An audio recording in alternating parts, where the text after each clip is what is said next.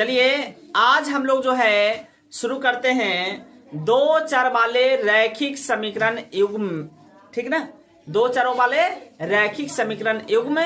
इसमें जो है सबसे पहले हम लोग आज थ्योरी क्लास है।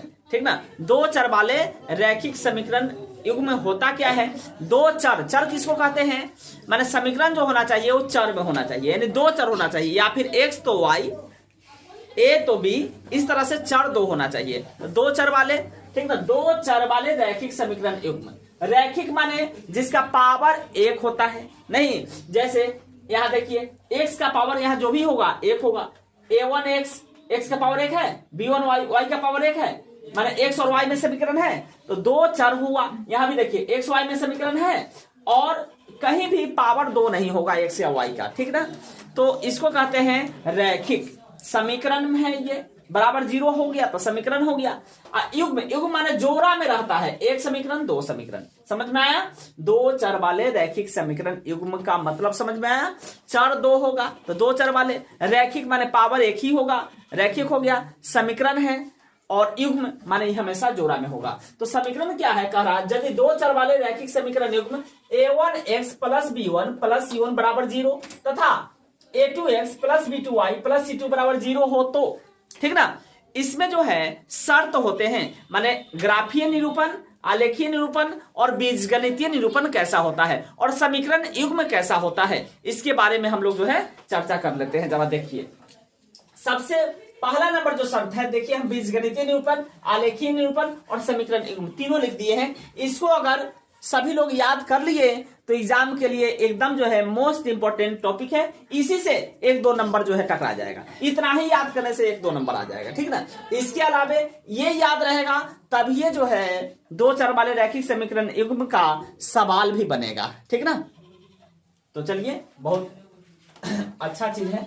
शर्त नंबर एक, तीन ही शर्त है, मात्र तीन ही शर्त है। शर्त नंबर एक क्या कहता है? a1 बाई a2 अगर बराबर नहीं हो b1 बाई b2, ये भी बराबर अगर c1 बाई c2 नहीं आए, a1 b1 a2 b2 और c1 c2 कहां से आएगा? तो यहां से a1 पहले समीकरण से a1 b1 c1 आएगा, दूसरे समीकरण से a2 b2 c2 आएगा। समझ में आया?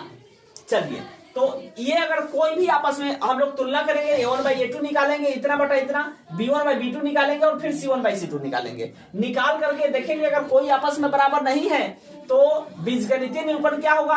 एक और केवल एक हल होगा, एक और केवल एक हल होगा। ठीक ना, और इसका आलेखीय निरूपण तो प्रतिच्छेद करती हुई रेखाएं होंगी। जैसे हम लोग इसको अगर आलेख पर खींचेंगे, ग्राफ पर, ठीक ना, आलेख अगर खींचेंगे तो ये जैसे मान लेते हैं एक ग्राफ इधर से जाता है तो दूसरा ग्राफ इधर से, एक दूसरे को प्रतिच्छेद करेंगे। आए समझ में? समझे? आगे देखिए, और इसका समीकरण युग्म अविरोधी होगा। ठीक ना, अविरोधी होगा। ठीक ना, और ये जो है संगत होगा। ठीक है, दूसरा देखिए, अगर a1 बाई a2 बराबर आ गया b1 बाई b2, ये भी बराबर आ गया c1 बाई c2, माने तीनों बराबर आ गया। ठीक ना, a1 बाई a2 बराबर b1 बाई b2 और बराबर c1 बाई c2 के, तो हल कितने होंगे? अनगिनत हल होंगे। बीजगणितीय निरूपण क्या हुआ? माने अनगिनत हल हम निकाल सकते हैं। ठीक ना, अच्छा, और आलेखीय निरूपण माने ग्राफ कैसा होगा? तो समपाती रेखा। समपाती रेखा का मतलब क्या हुआ? जो ग्राफ हम लोग खींचेंगे, जैसे ग्राफ खींचते हैं तो एक रेखा यहां से तो दूसरी रेखा भी इसी पर से होकर के जाएगी, उसको हम लोग समपाती रेखाएं कहते हैं। ठीक ना, और ये आश्रित युग्म होंगे। कैसे युग्म होंगे?